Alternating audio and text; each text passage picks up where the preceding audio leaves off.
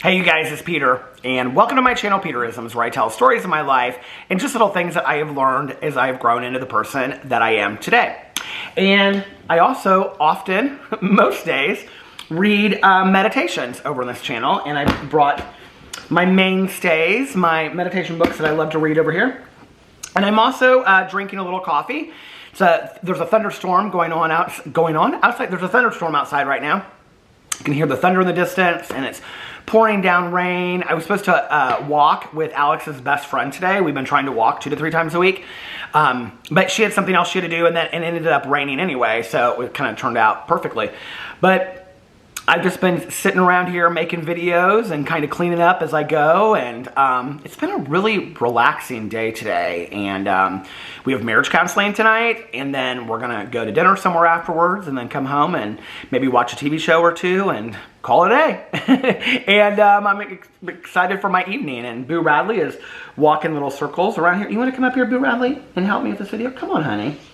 Boo Radley said, I like to help with the videos, because I get bored. You get bored? He said, yeah, Dad, I get bored. First we make the bed. Then we sit on the bed. Then we come downstairs. And then I get bored. He's so sweet. Okay, so let's get right into these videos. Let's get right into these meditations. I did bring my reading glasses with me today. It is the 8th. I should just pick these books up and see where they go from top to bottom order. It is June the 8th. Let's see what this top one. Now this book, Believing in Myself, Daily Meditations for Healing and Building Self-Esteem, I have to tell you, is not one of my favorites. But let's try it today and see what it has to say to us. I feel like it's kind of speaking to me, you know? Sometimes when I pick up these meditation books, I'm like, okay, what am I supposed to hear today, universe? Tell me, my higher power and my universe, what am I supposed to hear? So this is what we're supposed to hear today. June 8th. Be thy own palace, or the world's thy jail. John Donne. By whose standards are we doing well? I have like a hair or something stuck in my mouth. By whose standards are we doing well or not so well? Every time we check ourselves out, we're positioning ourselves against one yardstick or another. Obviously, we need to be very choosy in our selection of yardsticks. It's a mistake to automatically accept any outside evaluation as gospel truth. We need to think for ourselves if we want to take charge of our own self-esteem. The tendency to people please is very powerful. It not only gets us approval, but it lets us off the hook. But our own approval is even more important. When we find ourselves second-guessing other people's wishes, we need to think their counsel through before we swallow it whole. Advice from others can be helpful, but only as a guide. Only as input to inform our own decision-making. There is dignity in running our own lives according to our own standards.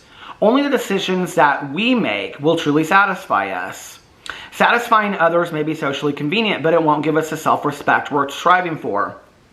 Growing self-confidence allows me to be my own decision maker. I actually really like this meditation. It's interesting because this is about my 3rd video in a row today where I've been talking about confidence. I don't know, maybe I need to be working on my self-confidence. I also really like the word concept, self-concept, because I think that's means a little bit more about how I define my soul and my meaning here on earth, and how I look at myself and how I understand myself. You know, I think it's interesting, this whole concept of people pleasing. I've had so many people say to me, and I at times have probably said it to other people, that I'm a people pleaser, or I was a people pleaser, or whatnot, right? And I think it's this interesting idea that we kind of, when people say that, they tell you like, oh, I'm a people pleaser, what they mean by that is it's kind of a martyrdom, okay? And I know that there are some people that are saying this, and they're like, oh, no, don't come for me, like I really am like a good person. I'm not saying that you're not a good person, okay? But saying that you're a people pleaser and that everything that you do is to please other people is indicative of codependency. It's indicative of martyrdom. And to some degree, it's indicative of these themes that we continue to play out in our lives, right? That everything that I do in my life is for somebody else's pleasure. Well, that shouldn't be the way that we live our lives. And I don't think that most people that love us, okay, most people that are around us, that are our safe place, that are our, chosen family, I don't think most of them would want us to sacrifice our happiness to make them happy, right? I think that those relationships should be reciprocal. I think that you know, for example, with my husband, it's like, if I'm doing things that make him happy, that he comes home and the house is clean and the bed is made and the dog is fed most days, you know, we kind of try to switch off like, you know, a couple days each. But like, and the trash is taken out or whatever, or collected, and he doesn't have to do that after a long day, then that makes him happy, you know? And likewise, you know, the things that he does for me that make me happy. I think that is a healthy relationship. And this reciprocal relationship that kind of meets in the middle a little bit. This idea of people pleasing is really an internal need for validation from others. That's really what it is, okay? That actually people pleasing is not selfless, it's selfish. And I had to have this idea broken down to me many, many times because I didn't get it, right? That when I say I'm a people pleaser, you know, like, and I need to work on being a people pleaser because these are things that I do, and I'm always doing things for other people because I want to make other people happy, right? Well, really what that is what's your desire? What are you trying to get from that? What is it that you want as a result of that making somebody else happy? You want them to say, oh, Peter, thank you so much. That means so much to me. I really appreciate it. I love you. That's what you want, okay?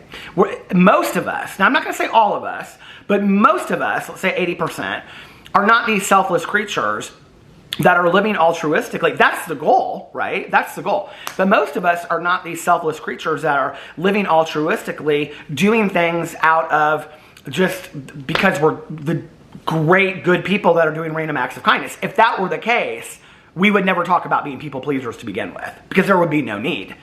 Because that would just be innate to who we were as people, right?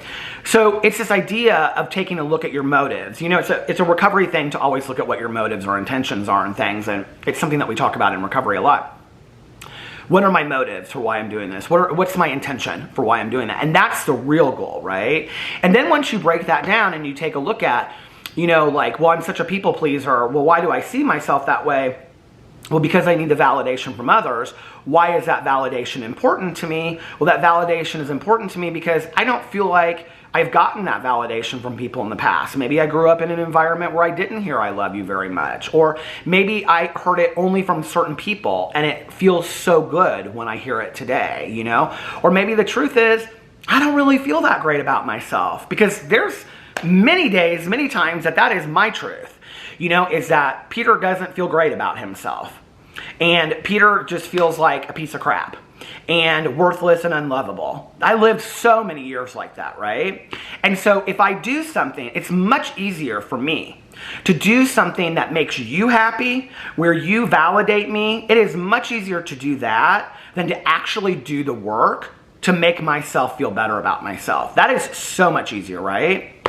It's like, and social media has screwed this all up now for us, because how many likes you get on a picture, or how many likes you get on a post, or, you know, people commenting, or people going back and forth, and like that all is like messed with us, right? You know, to the point where I feel like, even especially for the younger generation, where I feel like people really need that. You know, I have several friends of mine that really are only on Facebook. That's really the only place they are.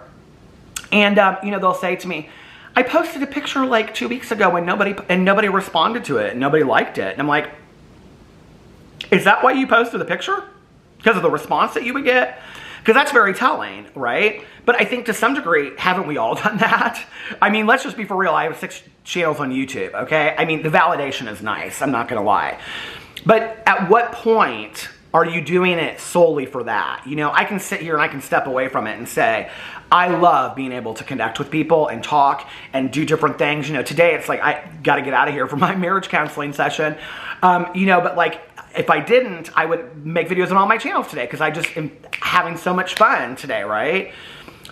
Is there a point set in my life where the validation and all that feels good? Sure, absolutely. It feels good for all of us, right? But the real work is sitting down and doing inventory with ourselves, or working with a counselor, or even just making lists and taking a look at it, or finding books like this, you know, that are self-concept, self-confidence, meditation books, or going and getting on Amazon and looking at books to do the work on ourselves so that we don't do that, because we don't want to find outside validation. What we really want to find is inside validation on ourselves, so that we know that we're good enough, so that we can live our lives to the fullest. And that's what I want for each and every single one of you, to wake up every day and realize, you know, I am good enough, I am lovable, and I do deserve good things, because you do.